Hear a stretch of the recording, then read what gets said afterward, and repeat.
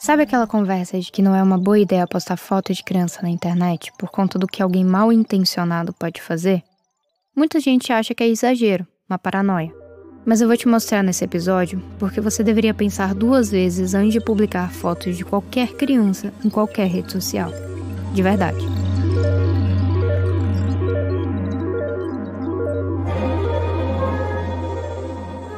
A investigação que o Núcleo vai contar aqui mostra o que acontece quando a inteligência artificial é usada para violar direitos de crianças e adolescentes. E eu já aviso, esse episódio vai ser um pouco mais pesado de ouvir. A gente partiu de uma pergunta: de onde vêm as imagens de exploração sexual infantil?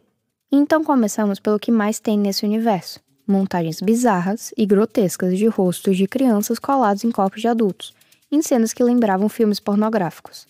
Mas sabíamos que em algum lugar tinha gente dedicada a produzir conteúdo fotorrealista, com prompts detalhados e iluminação pensada, com adaptações regionais e, quando se tratava de vídeo, até com sotaques. Imagens de abuso sexual infantil criadas para serem o mais real possível, inclusive porque estamos falando de um mercado criminoso que movimenta muita grana. Foi então que, enquanto a investigação do Núcleo avançava, falando com fontes e vasculhando cantos obscuros da internet, eu recebi uma mensagem do Leonardo Coelho, meu colega jornalista nesse projeto. A gente estava em março de 2025. O Léo me contou que tinha encontrado 2 fóruns hospedados na Dark Web com esse tipo de conteúdo mais realista. E foi ali que a gente entrou numa cena de filme de terror. Uma distopia que, até então, a gente queria acreditar que era exagero, coisa de teoria da conspiração. Mas não era.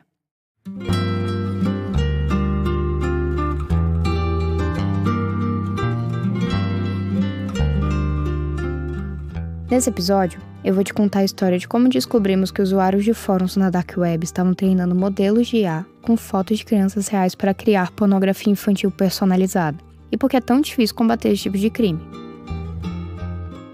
Núcleo Investiga é um podcast do Núcleo Jornalismo, um veículo especializado em mostrar como as tecnologias digitais afetam a vida das pessoas.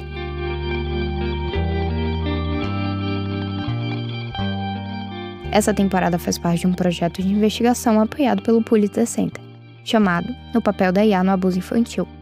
Meu nome é Sofia Schuri, eu sou jornalista e cubro o avanço da IA generativa desde que esses primeiros produtos começaram a virar notícia.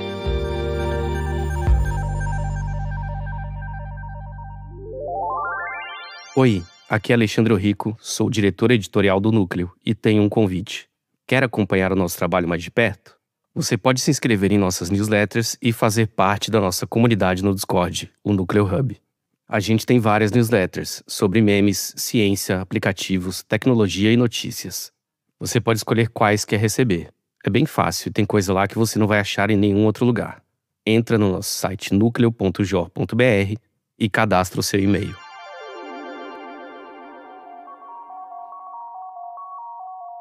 Episódio 3. O fundo do poço. 392 páginas. Esse foi o material inicial que eu, o Léo e a pesquisadora Tatiana Azevedo tivemos que apurar para essa reportagem. As páginas não eram como as de um livro, mas capturas de tela dos 2 fóruns que o Léo encontrou na Dark Web, empilhadas daquele jeito que você vai rolando a tela para baixo, sem parar.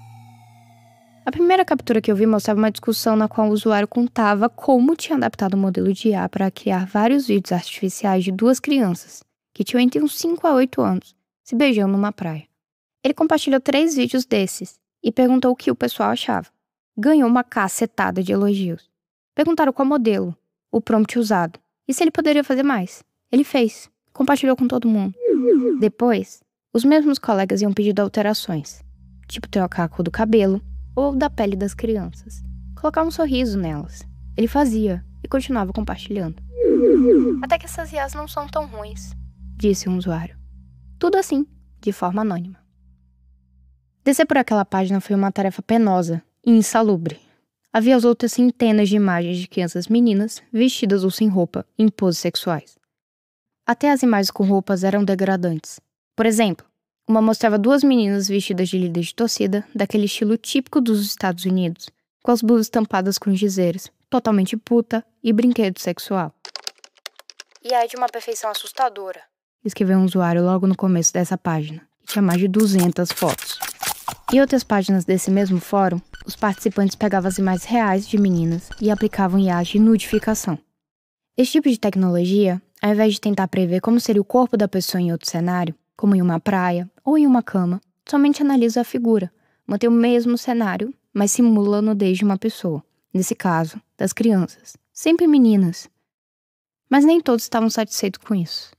O que eles queriam era criar personagens com base em crianças reais. Não só tirar roupa de vez em quando, mas poder treinar uma IA somente com dados de uma determinada criança. E assim, fazer o que quiserem, com poses, olhares, trejeitos. Para isso, esses indivíduos foram caçar imagens nas redes sociais.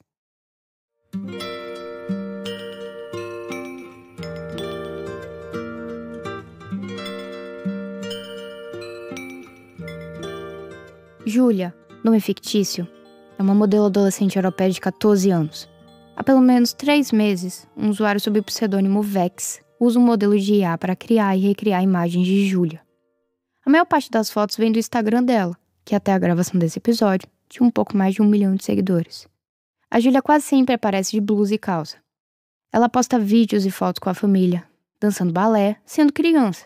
E foram justamente essas fotos normais, quase 2.000, que Vex usou para refinar a ferramenta de IA que ele usa. A Júlia faz parte de uma lista com 18 crianças reais, entre modelos, atrizes e influenciadoras mirins, que Vex usou para criar e treinar IAs que produzem material de abuso e exploração sexual infantil.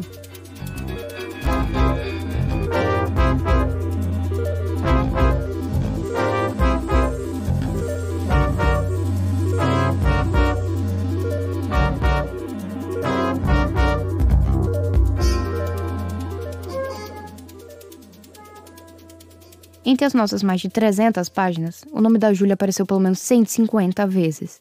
O próprio Vex assume ter dedicado mais tempo à confecção de imagens dela. Em um dado momento, ele chegou a pedir para o modelo de IA criar uma imagem de um zoom bem próximo ao olho da Júlia, a fim de mostrar os detalhes do rosto. Textura da pele, marcas no olho, tudo idêntico à Júlia de verdade. Usuários imploram o Vex por novas levas de imagens, ou sets, como eles chamam. Um deles compartilhou uma lista de desejos da Júlia, com 9 ideias para a geração de imagens de abuso e exploração sexual. Coisas como Júlia em estilo vitoriano, Júlia sendo coroada a rainha da beleza e Júlia explorando o prazer sexual do seu próprio corpo. Outro usuário escreveu: "É tão agradável imaginar que todas as sessões de fotos reais da Júlia têm aquela parte VIP, em que ela revela seu tesouro para nós. Tenha em mente que mesmo na vida real, Júlia permaneceu sem curvas mesmo aos 13 anos. E eu sempre rezo para que ajude sua parte superior do corpo a permanecer infantil por tantos anos quanto possível, pois isso é o que a vida real não pode fazer, mas a IA pode." Não há como saber a origem da escolha de cada uma dessas crianças como vítima. O que dá para entender é que não só Vex, como todas as dezenas de pessoas que comentam nessas discussões, acompanham crianças nas redes sociais há anos, em alguns casos, da primeira infância até a adolescência. Nós não precisamos te detalhar cada imagem, conversa, fotografia. É grotesco, nojento, é revoltante. Nas reuniões da nossa equipe, era impossível não imaginar como os pais dessas crianças poderiam se sentir ao ver fotos e vídeos reais de seus filhos explorados dessa forma. Ainda mais quando as imagens fazem parte de trabalhos dessas crianças, como atrizes, modelos juvenis, bailarinas, dançarinas, influenciadoras mirins.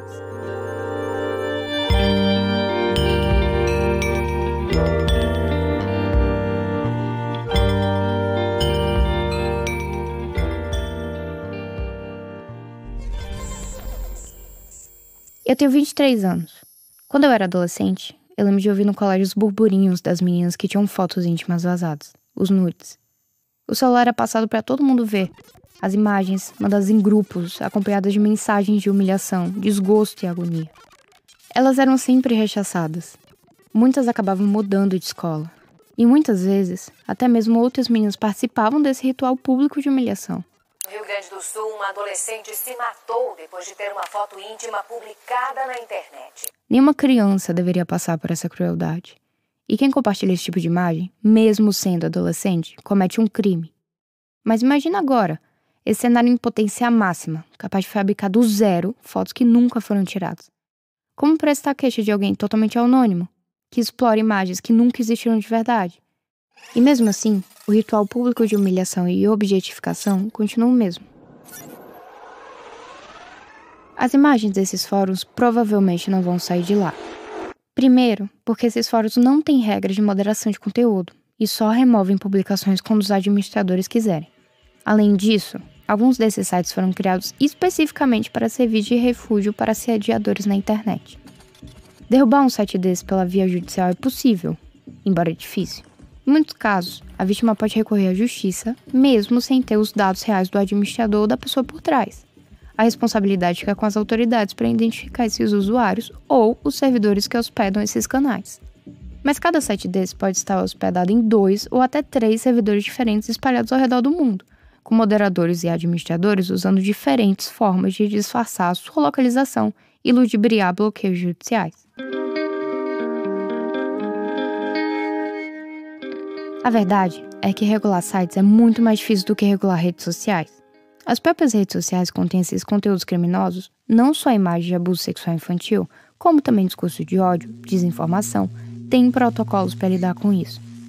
Um adolescente de Campo Limpo Paulista foi identificado como responsável pelo compartilhamento de material contendo exploração sexual de menores. Na casa dele, a polícia encontrou vídeos e fotos relacionados à pornografia infantil. 29 pessoas foram presas em vários estados, suspeitas de produção, distribuição e posse de pornografia infantil. Alguns vídeos eram feitos aqui no Brasil e vendidos no exterior.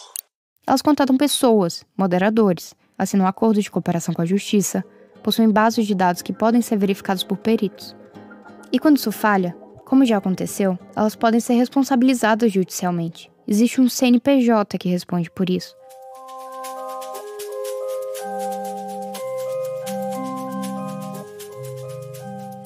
Mas o que vimos na Dark Web até agora é que responsabilizar pessoas por criar imagens de abuso ou exploração sexual infantil com IA parece uma tarefa difícil para a polícia.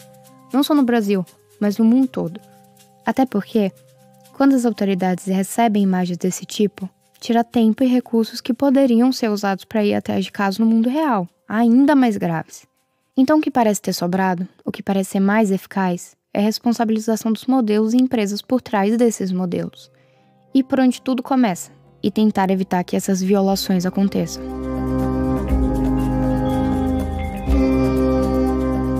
No próximo episódio, o último dessa série, vamos falar sobre os esforços no mundo inteiro para regular a IA e sobre o quão difícil é fazer isso.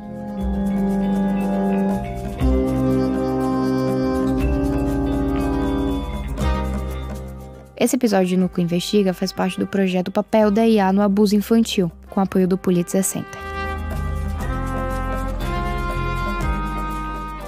A investigação que aparece nesse podcast foi liderada por mim e contou com a colaboração de Leonardo Coelho, Tatiana Azevedo, Juliana Grangeia, Michel Gomes, Rodolfo Almeida, Alexandre Orrico e Sérgio Espanhol. A estratégia de distribuição é de Jade Drummond e Milena Giacomini. O roteiro foi feito por mim, por Sérgio Espanholo e por Alexandre Orrico. A produção, gravação e edição de som são da Trovão Mídia. Para acessar reportagens completas, documentos e fontes usados nesse episódio, acesse nucleo.jor.br/investiga.